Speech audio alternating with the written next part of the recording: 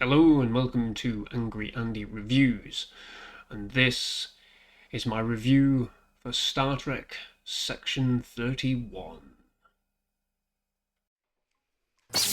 Angry Andy. Angry Andy Reviews. Angry Andy. Angry Andy. Angry Andy Reviews. Angry Andy. Angry Andy Reviews. Angry Andy. Angry Andy Reviews. Angry Andy Reviews. Don't make me destroy you. So, Star Trek Section 31 is a spin-off TV movie to Star Trek Discovery that was originally supposed to be its own series in its own right, starring Michelle Yeoh as Philippa Georgiou, the Emperor from the Mirror Universe who came into this universe and disappeared at the end of Star Trek Discovery Season 3, which conveniently is where I ended watching that series as well. She has been missing, presumably, for a long time, and immediately is discovered by Section 31 at the start of the movie. So, okay, cool, it was that simple, huh? And the premise for this film is essentially Section 31 has discovered that there is going to be some sort of terrorist on her space station, utilizing and bringing a device which is able to destroy an awful lot of the galaxy and the universe.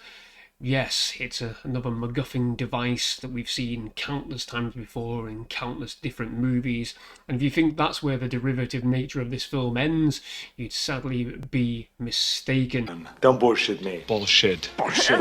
Bullshit. Bullshit. Bullshit. This film trudges through an awful hell of a lot of generic sci-fi tropes, far too many to count, and like I said, it's absolutely derivative of practically every other mainstream franchise sci-fi comic book that you can possibly imagine. And what comes from this film is nothing short of absolute dribble. It is fundamentally awful in a vast majority of places. The writing is terrible. It's disgustingly bad. The dialogue is even worse.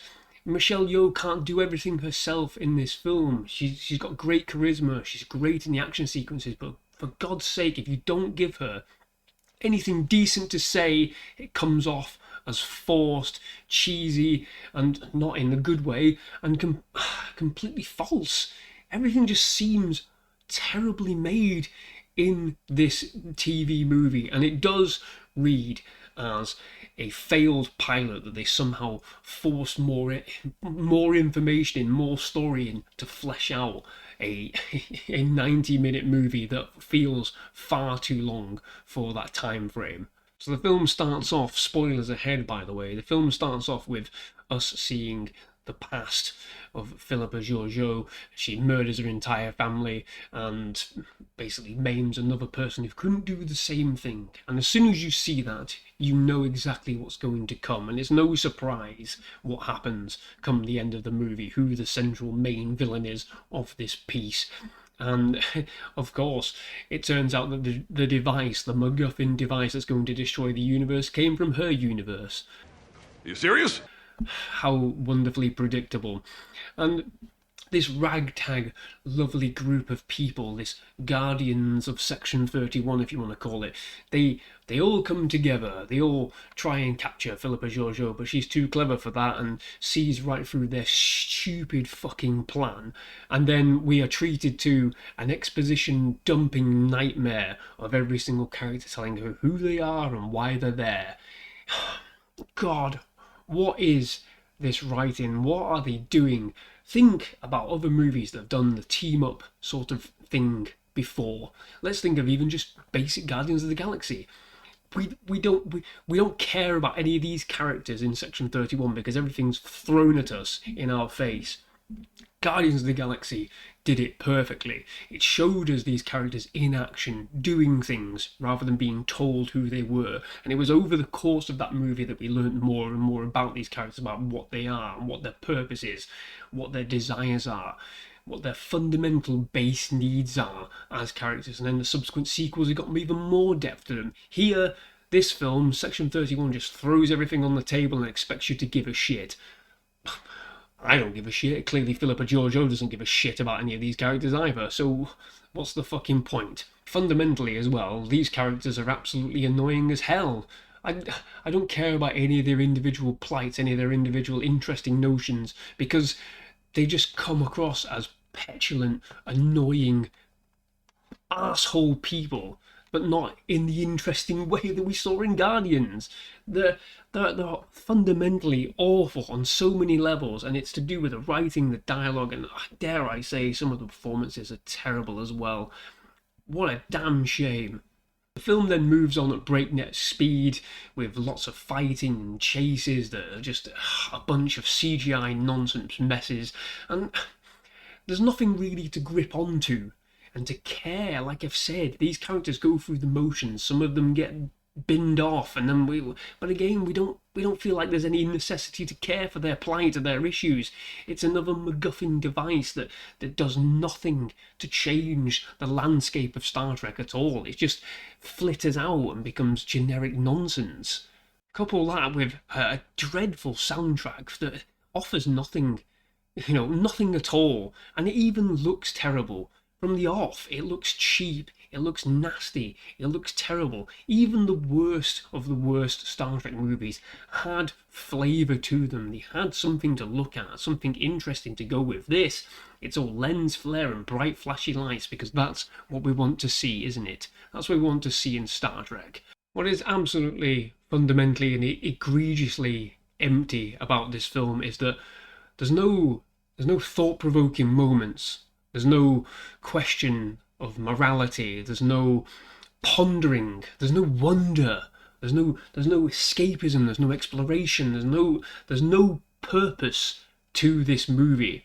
When I think about the great Star Trek moments, I always come to Star Trek VI, The Undiscovered Country. There is a scene between Captain Kirk and the new Chancellor of the Klingon Empire, who was taken over from her father that was assassinated. And all through the movie, there's tension and back and forth, there's distrust. It's played in such a way that all the characters do not trust each other, and it's going to fracture the galaxy completely if they can't come to some sort of resolution and agreement. At the end of the film, after everything that's happened, the new Chancellor says, "You've restored my father's faith." And Captain Kirk, whose son was murdered by a Klingon, turns around and says, "You've restored the faith of my son." Brilliant moments of absolute character, going far beyond the simplicity of, one character talking to another character. This is fundamentally changing the dynamics of the galaxy itself. Both parties coming together, unifying, putting aside their differences and their grievances, no matter how horrible they were and how much has been lost. They come together.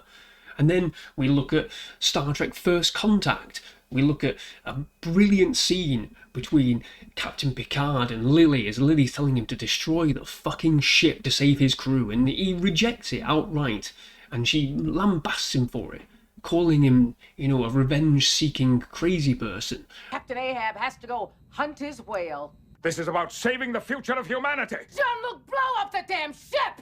No! No! It's wondrous and perfect. Those moments, those questions of morality and the struggles that they're going through, these characters. In this film, there is nothing of the sort. They just trudge from one action sequence to another. The action sequences are terrible. They offer nothing as well. They're so generic and flimsy. Again, lifting from other better action movies, like even fucking Mission Impossible. They're just lifting from it without adding anything of weight and value. Again, look at Star Trek Deep Space Nine, the Dominion War. The battle sequences were huge, epic, wrought with tension and meaning and depth. There's a sequence in Sacrifice of Angels where the Defiant pushes through the entire Dominion line, and there's tons of Federation ships and Dominion ships getting destroyed left, right and centre. When they finally punch through, one of the crew members says, "Who else made it with us?" I think it's Cisco who says that, and another crew member turns around and goes, "We're the only one." The look of despair and loss on every single character's face on that bridge tells you about the weight of the action. In this film, there is absolutely none of that. There is no meaning, there's no depth to any of their actions. It's just action for the sake of creating something special, something bright and cheerful and action-packed, because that's all we give a shit about in action movies, isn't it? Yes, it works. It works if you're doing a certain type of action. When you put the brand of Star Trek on it, you want depth and meaning and purpose. There is none of that in this fucking movie.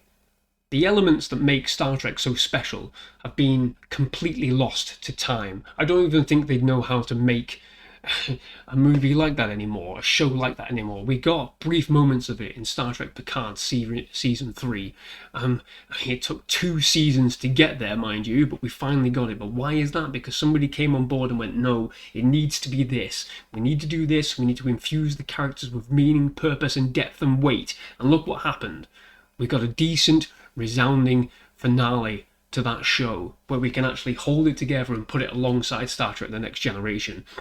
This film offers nothing. It means nothing. It comes and goes like a fart in the wind, and it's so empty and vapid that at this point, if this is what Star Trek is, then I'm out. Star Trek Section 31 is dreadful. It's a husk of generic sci-fi tedium that offers nothing that Star Trek was founded upon. It's been replaced by awful dialogue, copy and paste characters from better films, and a wholly derivative story that does nothing to change the galaxy, reshape anything, or infuse the previous lore with anything of any meaning or substance. If this is Star Trek now, then beam me the fuck out, because I am done. I am done for good, if that's the case. And that is where I'm going to leave this review. I went to bed angry, disappointed, fed up, lost. I know franchises change. I know they have to change, they have to adapt to grow and become something new. But when you change the fundamental values of what Star Trek means and what it's supposed to mean, what it's supposed to show, hope, meaning, wonder, exploration, when you change that to become something like this slop of basic ass fucking storytelling and action and dribbling fucking waffle dialogue, then no, you've lost what it means to be Star Trek. It's no longer this. It is pointless, it's empty, it has no meaning. I would love to see the numbers, from what happens with this in terms of subscribers, in terms of Star Trek fans, but I think all the other reviews out there speak more volumes than all of that ever could do. And with that, I'm going to leave this review there. Thank you very much for watching. If you enjoyed this video, please do give it a like and subscribe to the channel for more reviews like this. Well, hopefully better receiving videos like this. Thank you very much. Bye bye.